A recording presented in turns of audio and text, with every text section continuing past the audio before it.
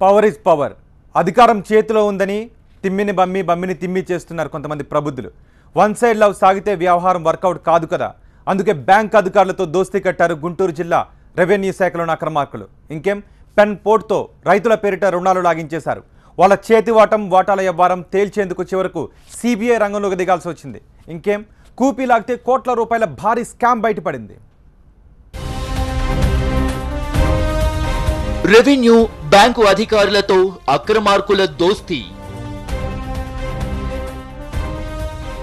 నకిలీ పాస్ పుస్తకాలతో కోట్ల రూపాయల రుణాలు. తొవ్విన కొద్దీ వెలుగు చూస్తున్న స్కాములు.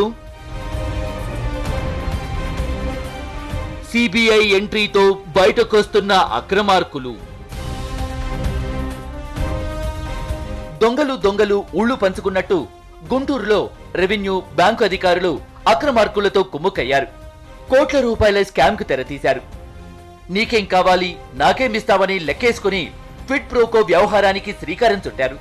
ప్రభుత్వ భూమిని తమ భూమిగా రైతుల పేరుతో రుణాలిచ్చి భారీ మొత్తాన్ని కొల్లగొట్టారు. ఈ అక్రమాల పరంపర సిబిఐ ఎంట్రీతో బట్టబయలైంది.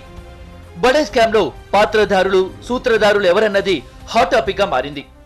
గుంటూరులోని గురజాలలో 2012లో తహసీల్దార్ గా పనిచేసిన రఘురాం, ప్రవీణ్ కుమార్లు గొట్టి ముక్కలలో 50 ఎకరాల ప్రభుత్వ భూమికి నకిలీ డికేటీ పత్రాలను సృష్టించడంలో కీలక పాత్ర పోషించారు. వీళ్ళిద్దరికీ స్థానిక విఆర్ఓ కోటేశ్వరరావు సహకారం అందించారు. ఇంకేం క్షణాల్లో సాంబయ్య, అక్కమ్మల పేరుతో పట్టదారు పుస్తకాలు పుట్టుకొచ్చాయి. అధికారులతో కుమ్ముక్కైన కొంతమంది సాంబయ్య, అక్కమ్మల పట్టాదారు పుస్తకాలతో 5 కోట్ల రూపాయల రుణం తీసుకున్నారు. అయితే 5 ఏళ్ల తర్వాత స్థానికులు ఫిర్యాదు చేయడంతో విజిలెన్స్ అధికారులు విచారణ చేపట్టారు. దీంతో స్కామ్ లీలలు వెలుగులోకి వచ్చాయి. విజిలెన్స్ ఇచ్చిన నివేదిక ఆధారంగా జిల్లా కలెక్టర్, తహసీల్దార్లు, విఆర్ఓలను సస్పెండ్ చేశారు. అంతేకాకుండా షోకాజ్ నోటీసులు జారీ చేసి క్రిమినల్ కేసులు నమోదు చేశారు. మరోవైపు డెల్టాలో బినామీ రైతుల పేర్లతో 25 కోట్ల రూపాయలను 2 వ్యక్తులు దండుకున్న వైనం వెలుగులోకొచ్చింది. కర్లపాలెంకు చెందిన మల్లికార్జునరావు, నల్లమోతువారిపాలెంకు చెందిన శ్రీనివాసరావులు 4 ఏళ్ల క్రితం చేపల చెరువు సాగు పేరుతో గుంటూరు ఐడిబిఐ బ్యాంకు నుంచి 25 కోట్ల రుణం పొందారు. లోన్ మంజూరులో అప్పటి బ్యాంక్ ఏజీఎం చంద్రశేఖర్ పూర్తిగా సహకరించారు. అయితే తమకు సంబంధం లేకుండా ఇంటికి నోటీసులు రావడంతో రైతులు అవాక్కయ్యారు. అకౌంట్ పాస్బుక్ కానీ ఏటీఎం కార్డు కానీ ఇతర ఏ విషయాలు కూడా మాకు సహకరించలేదు. ఇవ్వకుండా వాళ్ళు ఏం చేస్తున్నారంటే ఇలా డబ్బులు తీసుకున్నారని చెప్పి మా ఇంటికి నోటీసులు పంపిస్తున్నారు. మేమేం తీసుకోవాలి, 5 లక్షలు 5 లక్షలు మీరు తీసుకున్నారు. కానీ మేము 5 లక్షలు అనేది మా చేతి మీద కానీ మా ద్వారా కానీ ఏ క్వశ్చన్ కూడా 1 రూపాయి కూడా మా ద్వారాగా అసలు తీసుకోలేదు, జరగలేదు కూడా. తీసుకుని వెళ్ళటం వరకే మమ్మల్ని తీసుకుని వెళ్ళారు కాబట్టి ఆడేం జరిగింది ఏందనేది తెలియదు మాకు. కాకపోతే సంతకాల వరకు పెట్టించుకున్నాను. నేను ఎప్పుడు కూడా బ్యాంక్కి వెళ్ళిన పరిస్థితి లేదు. ఫస్ట్ టైం అట్లా బ్యాంక్కి వెళ్ళి సంతకాలు పెట్టాం. తీసుకొని రుణం ఎలా చెల్లించాలని ప్రశ్నిస్తూ మొత్తం స్కాన్ పై విచారణకు డిమాండ్ చేశారు. మేమేం పేదోళ్ళమే, మాకేం తెలియదు.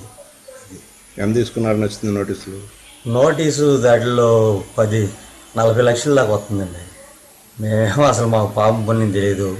మేము మామూలుగా సంతకాలు అయితే పెట్టాము, తీసుకెళ్ళి లోన్లు ఇప్పిస్తానంటే సంతకాలు పెట్టాము, అంతవరకు మాకు తెలుసు. రైతు పెట్టుకొని లోన్లు ఇస్తామని తీసుకెళ్ళి కానీ సంతకాలు పెట్టించుకున్నారు, అన్ని చేశారు. డబ్బు మటుకి మా చేతి మీదే మారలా, మమ్మల్ని పంపించేశారు. పంపించేయంటే 3 నెలలు సంవత్సరం తర్వాత లెటర్ వచ్చింది, ఒకే ఒక లెటర్. జిప్పు దిగి చూస్తే 36 లక్షలు ఎంత వచ్చింది నా పేరు మీద. తర్వాత ఇంతవరకు రాలా. రీసెంట్గా మొన్న 1 నెల క్రితం వచ్చింది, ఒకేసారి వచ్చింది. నేను తీసుకున్నాను, ఇక అది భయం వేసి మనం తీసుకోవాలా, తిప్పి పంపించేశారు. బయటపడ్డవి కొన్ని మాత్రమే. గతేడాది 1500 నకిలీ పాస్ పుస్తకాలు పుట్టుకొచ్చాయన్నది కాంగ్రెస్ నేతల ఆరోపణ. మరింత లోతుగా దర్యాప్తు చేపడితే చాలా అక్రమాలు వెలుగులోకొస్తాయని అంటున్నారు. రైతులకు ఒరిజినల్గా అందాల్సిన రుణాలు అందకుండా ఈ నకిలీ పత్రాల ద్వారా రుణాలు పొందిన కొంతమంది అధికార పార్టీ నేతలు చేస్తూ ఉన్నారు. ప్రభుత్వం కూడా కొంతమంది ఎంఆర్ఓలను, ఆర్డీఓలను సస్పెండ్ చేసి అది తూతూ మంత్రంగా 1-2 రోజులు సస్పెండ్ చేసి మళ్ళీ వారం రోజులకి ఎవరో ఒకరు రికమెండ్ చేసి మళ్ళీ ఉద్యోగాలు ఇస్తూ ఉన్నారు. గత సంవత్సరం కూడా జరిగినాయి. గత సంవత్సరం పట్టుకుంటే 2500 నకిలీ పాస్ పుస్తకాలు, నకిలీ పత్రాలు గుంటూరు జిల్లాలో దొరికినవి. అవి ప్రభుత్వానికి తెలుసు. అయితే ప్రభుత్వ భూమిని కట్టబెట్టిన వారిపైనే కాకుండా అడ్డదారుల్లో రుణాలు పొందిన వారిని వదులుపోమన్నారు జాయింట్ కలెక్టర్ కృతికా శుక్లా. అలాగే ఫేక్ పాస్ పుస్తకాలు ఎక్కడ తయారైనా వాటిని గుర్తించేలా చర్యలు తీసుకుంటామన్నారు. 5 crores లోన్ కూడా తీసుకున్నారు. సో ఈ ఇన్ఫర్మేషన్ ఇప్పుడు బయటికి వచ్చింది. విజిలెన్స్ డిపార్ట్మెంట్ ద్వారా మనం ఒక ఎంక్వైరీ పెట్టాము. ఆ ఎంక్వైరీ ప్రకారం మనం 2 తహసీల్దార్ Amarthaluru and tahsildar PV Palem వాళ్ళ ముందు గురుజాల మండల్లో తహసీల్దార్గా పనిచేశారు. వాళ్ళకి మనం సస్పెండ్ చేసాము. వాళ్ళ మీద ఇచ్చాము. ఆ ఎంట్రీస్ క్యాన్సిల్ చేసి అది గవర్నమెంట్ ల్యాండ్గా రిజిస్టోర్ చేయాలి.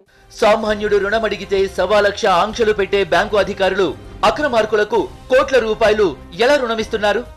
చెయ్యి తడిపితే చాలనుకుంటున్న అధికారుల వల్లే బ్యాంకు సొమ్ము దారి మళ్లుతుందనే ఆరోపణలు వినిపిస్తున్నాయి. తమకు సంబంధం లేకుండా కోట్ల రూపాయలు కొల్లగొడుతున్న వారిపై చర్యలు తీసుకోవాలంటున్నారు బాధిత రైతులు. సిబిఐ పూర్తి స్థాయిలో విచారణ చేపట్టి బాధ్యుల్ని కఠినంగా శిక్షించాలని వేడుకుంటున్నారు.